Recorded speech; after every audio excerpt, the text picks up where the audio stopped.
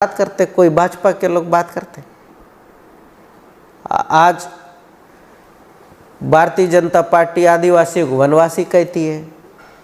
आदिवासी तो वनवासी नहीं है, आदिकाल से रहने वाले हम वासी है, वनवासी कहाँ से हो गए?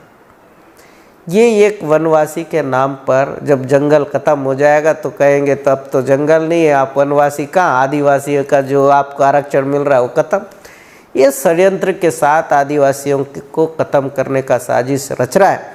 और कांग्रेस पार्टी संविधान के रास्ते पर चलती है, लोकतांत्रिक प्रक्रिया पर विश्वास करती है और हमेशा लोकतांत्रिक प्रक्रिया के माध्यम से आदिवासियों की बात को रखने का काम करती है।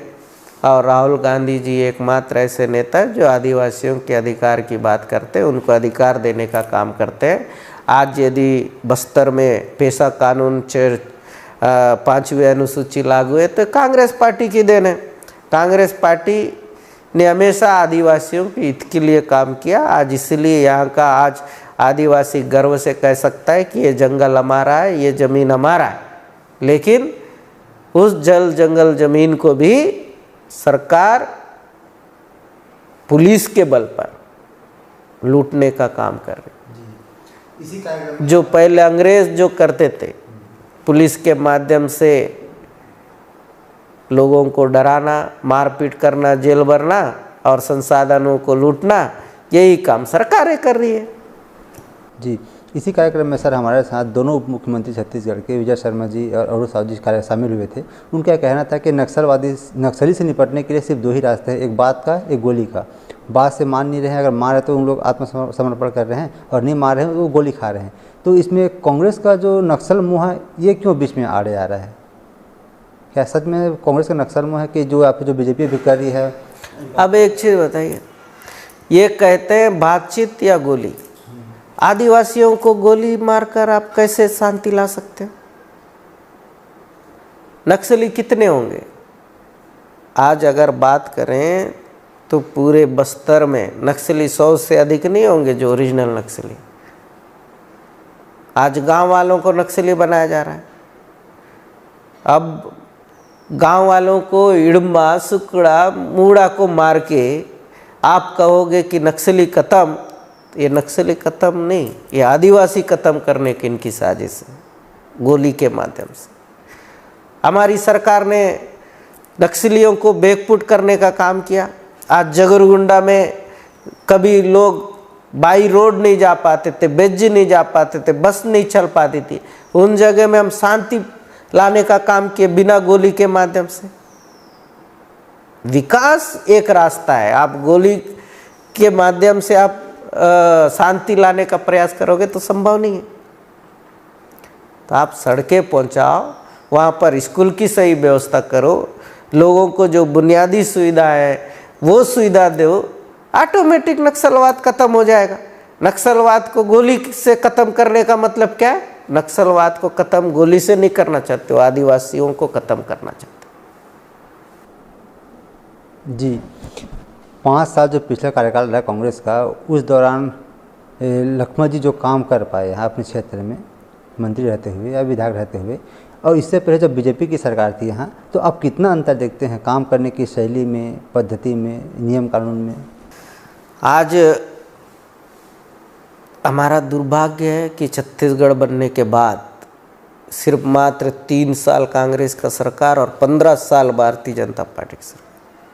इन 15 सालों में जो विकास होना था तो रुक गया था। कांग्रेस के सरकार में 2001-2 में जगरगुंडा से जगदलपुर तक बस चलती थी, बेज्जी से जगदलपुर तक बस चलती थी, किस्टारम से जगदलपुर तक बस चलती थी, गोल्लापल्ली से बस चलती थी। उन बसों को बंद करने का काम कब हुआ? ये रमन सिंह जी के सरकार में हुआ। बंद हो गए, बिजली नहीं। तो कहीं ना कहीं इन 15 सालों में विकास को रोकने का काम हुआ था। और 2018 में जब कांग्रेस की सरकार बनी, भूपेश बघेल जी की सरकार बनी, कवासी लखमा जी उसमें मंत्रिमंडल में शामिल होने के बाद आज पुनः बेज्जी में बस चल रहा है, किस्टारम में बस चल रहा है, जगरगुंडा में बस चल रहा है, किस्टारम में हॉस्टल है, किस्टारम में पहले कोई जा पाता था क्या? आज आपके मीडिया के साथी तो पहले से भी जाते हैं, आज हर कोई व्यक्ति जाता है। तो ये बदलाव अगर आया है सुकमा जिले में, गांव का विकास यदि हुआ है तो ये 2018 के बाद भूपेश सरकार में हुआ है। स्कूलें बंद कर दी थी, स्कूल खोलने का काम हुआ। दान खरीदी केंद्र, आज किस्टारम में जाइए वहीं दान खरीदी केंद्र हो रहा है। चिंतलनार में दान खरीदी केंद्र। अगर काम हुआ है तभी तो यहाँ की जनता ने 6 बार जिताया।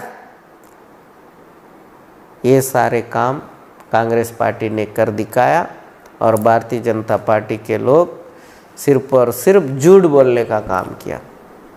1 साल का कार्यकाल बीजेपी सरकार का हो गया है। उनका कहना है कि जितने भी वादे किए गए थे वो लगभग सब पूरा हो चुका है। आपको लगता है कि सुकमा जिले में जो योजनाएं उनके द्वारा लाई गई थी, अभी जो वादा किया गया था वो पूरा हुआ है?